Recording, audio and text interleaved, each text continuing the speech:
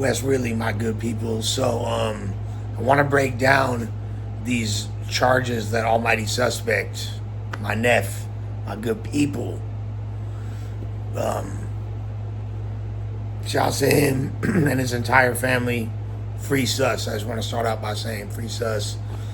But there seems to be a little bit of confusion. Now, I don't want to go into too many details of the specific reasons or events that led to him getting these charges, because this is still a case he's fighting, and although by the looks of things he's completely innocent and these are some trumped up bullshit charges, I want to break down to y'all exactly what it means, because a lot of people are confused. Why is the arrest date so different from the filing date, and how do these charges all relate to each other?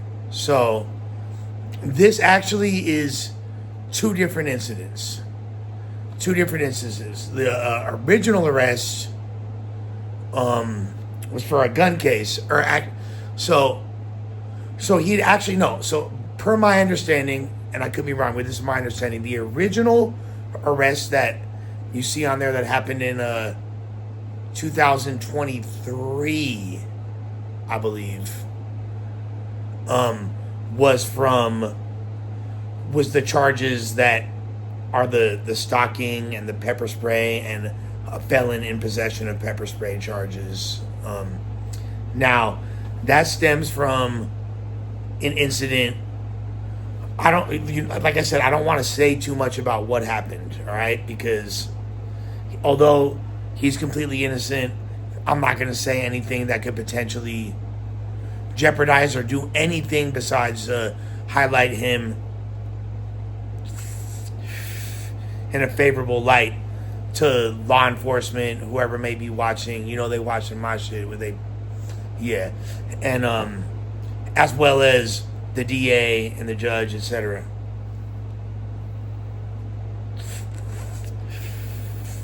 So I also want to, in addition to that, tell you all about why he's being housed where he's housed. So first of all, I believe those were the first charges, but I don't know when they were filed or what the deal is with that. He wound up getting caught up in a gun case later, and that was what was filed on March 15th of this year. So when he got caught with the possession of the pistol, the other charges, I don't think that he was aware that or at the time that there was a warrant for him and that it actually had been filed, because prior to that, he was arrested, but I don't know if the DA was actually pursuing the case. I don't know. It obviously wasn't a DA reject, but they refer to it in different states. I know in California it's not the proper terminology, but essentially like a dead docket, like something that is just not currently the DA's office didn't have the bandwidth for it, didn't have enough resources to actually pursue that at the time, or for whatever reason they just didn't go through with it until. So Sus knew he was facing this gun charge, right? He knew he was facing a gun case. Now, typically for gun cases, the bail's going to be $50K. That's pretty typical in LA County for gun cases. Now, if it's a felon with firearm, even then it's not significantly much more than that. But it is going to knock that number up a little bit for Showski, broski. You stand me. And then, in addition to that, so people are wondering, why is the bail $380K? Well, this is why. It's all the other charges, and it's actually two separate incidences.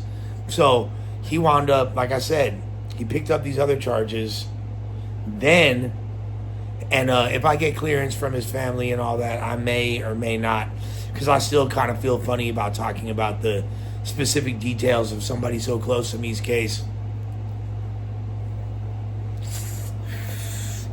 in any capacity while it's still going on. Although, to reiterate, I believe within every ounce of my heart and soul that this is an innocent man and this is trumped up. Now, regardless, in addition to that, so Suss knew he had the gun case coming up. That's why you seen him last weekend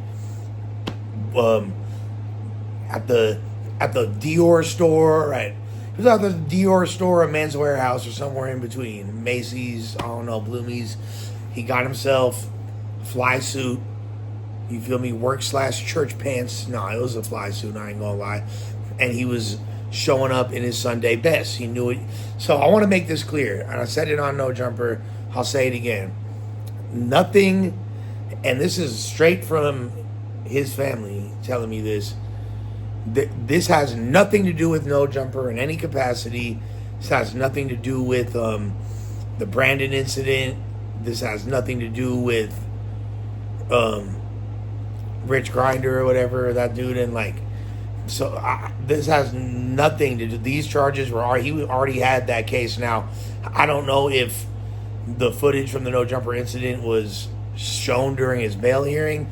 It probably wasn't, because if it was, I'm pretty sure it would have been told to me when I spoke to Pops earlier, and he would have told me that. But so I don't believe it has anything to do with that, but I'm not 100% sure, but I'm like 98% sure that that wasn't even shown in his bail hearing or in his initial court case as a reason why, his bail would be higher for reasons like serious severity of charges, flight risk potential, etc., blah, blah, blah, blah, blah.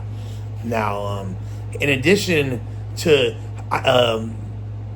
so as far as him so while he was in court for that, they looked up if he had anything else pending, and boom, not while he was in court, but while he was arrested, boom, and so they stuck him with all those other charges as well, which I'm pretty sure caught him off guard and he wasn't expecting, or he was maybe hoping wasn't going to be filed. But they did, in fact. It was probably because it'd be easier for them to stick him if they combine all these charges. So now, as far as his bail, $380K in California or everywhere, I'm pretty sure you pay 10%, so that's 38 bands.